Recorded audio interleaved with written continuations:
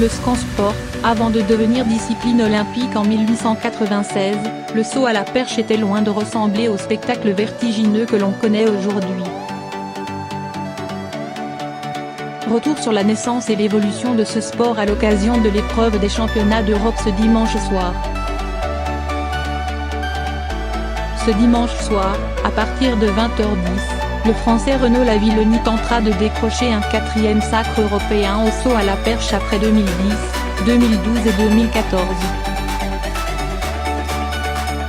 Le recordman du monde de la discipline avec 6,16 mètres espère dépasser son meilleur saut de la saison, établi à 5,95 mètres, pour devancer ses principaux adversaires, Piotr Lisek et Armand Duplantis, dans le stade olympique de Berlin. Les sauteurs à la perche n'avaient jamais atteint ces marques impressionnantes au cours de l'histoire. Déjà parce qu'ils n'avaient pas à la base vocation à s'élever le plus haut possible. Cette discipline était en effet d'ordre gymnique lorsqu'elle a été créée par des éducateurs allemands au XVIIIe siècle.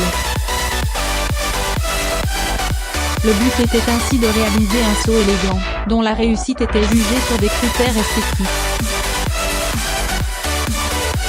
C'est seulement un siècle plus tard que les Anglais inventent le running pointing, soit le bond à la perche avec élan.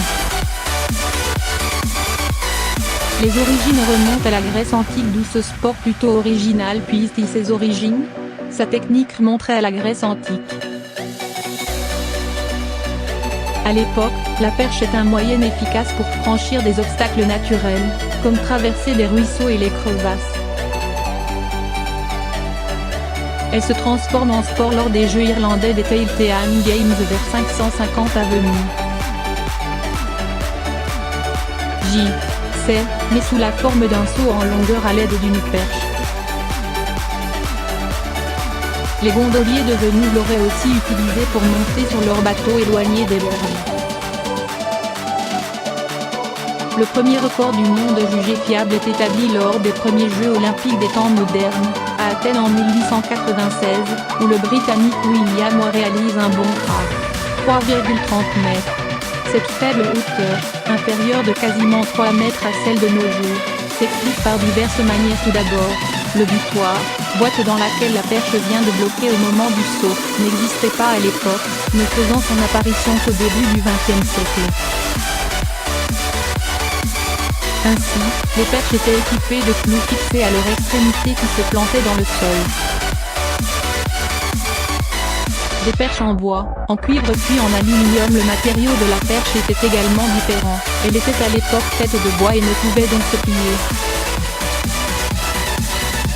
Après avoir évolué vers le bambou au début du XXe siècle puis le cuivre et l'aluminium en 1950, elle est aujourd'hui en matériau composite, mélange de fibres de verre et de carbone. Une composition qui permet de lui conférer plus de souplesse et de résistance. Le sautoir, où se réceptionnent les athlètes, n'est lui équipé d'un tapis épais qui permet d'amortir les chutes que depuis les années 60. Auparavant, il retombait debout dans un bac de sable, similaire à celui de la longueur et du triple saut. Les hauteurs ne devaient pas être trop élevées en conséquence. La taille d'une perche est aujourd'hui d'environ 5 mètres, mais sa longueur n'est pas limitée.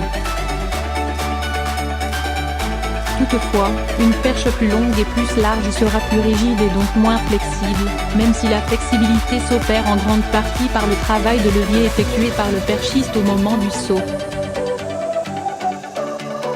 Le saut à la perche féminin a tardé à se développer. Sport olympique seulement depuis Sydney en 2000, soit plus d'un siècle après les hommes, il a rapidement rattrapé son retard en termes de technique et d'exposition médiatique, notamment grâce à la Russe Elena Isinbeva, qui a établi le record du monde à 5,06 mètres en 2009. Il existe cependant un écart d'environ 1 mètre entre les deux sexes, dû à la différence de force lors de l'impulsion et de rapidité dans la course d'élan.